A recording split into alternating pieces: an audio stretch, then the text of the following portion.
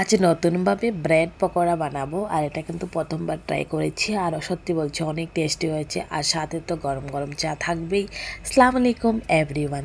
তো এখানে নিয়ে নিয়েছি আমি গাজর, পাতাকপি আর টমেটো, পেঁয়াজ, কাঁচামরিচ। তো ভালোটিকে একটু লবণ দিয়ে মিক্স করে নিলাম।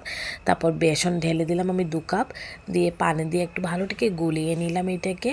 বেশি পানি দেবো না, হালকাই পানি দেবো। আর তারপরে ঢেলে দিয়েছিলাম লাল মরিচের পাউডার, একটু গরম মশলা ঢেলে ভালোটিকে এটা একটা পেস্ট বানিয়ে নিয়েছি।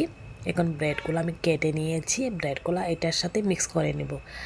আর এইটা কিন্তু চার সাথে চাইলে খেতে পারেন, আর চাটনির সাথে। কিন্তু আমার তো চার সাথে অনেক ভালো লেগেছে। আর আমার আওয়াজ শুনে তো বুঝতেই পারছেন আমার কিন্তু অনেক ঠান্ডা লেগে গেছে। আর শরীরটাও ভালোটিকে এখনও সুস্থ হয়নি। বেসনের মাঝে ভালোটিকে ব্রেডটাকে মিক্স করে নিব, যে সবজিগুলো উপরে এসে। তারপর একটু তেল গরম করে নিয়েছি আর তেলের মাঝে ব্রেডগুলো আমি ঢেলে দিয়েছিলাম। আর এখানে আসার পর থেকে, এটা কিন্তু আমার বাড়ির ভিডিও ছিল, যখন আমি আমার বাড়িতে ছিলাম তখনের ভিডিও। আর এখানে আসার পর থেকে কিন্তু আমার মনটা একদমই ভালো নেই, এনি টাইমই মন খারাপ হয়ে থাকে।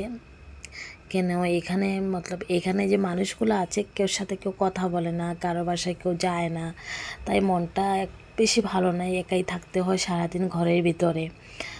এটা এইরকমই একটা জায়গা, এইরকম আমরা যে সবার সাথে থেকে ঘুরে কথা বলে আদত থাকে না, অন্য একটা জায়গাতে আসলে একা একা ভালো লাগে না, একদমই মন বসে না।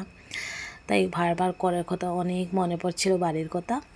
আর আশা করি এই ভিডিওটা কিন্তু সবার ভালো লেগেছে। ভালো লেগে থাকলে একটা লাইক, একটা কমেন্ট করে দেবেন। আর আজকের ব্রেড পকোড়া তো অনেক টেস্টি হয়েছে। ভিডিওটা ভালো লাগলে একবার ঘরে বানিয়ে এরকম ব্রেড পকোড়া খাবেন। আবার দেখা হবে অন্য একটা ভিডিওতে। খোদা হাফেজ।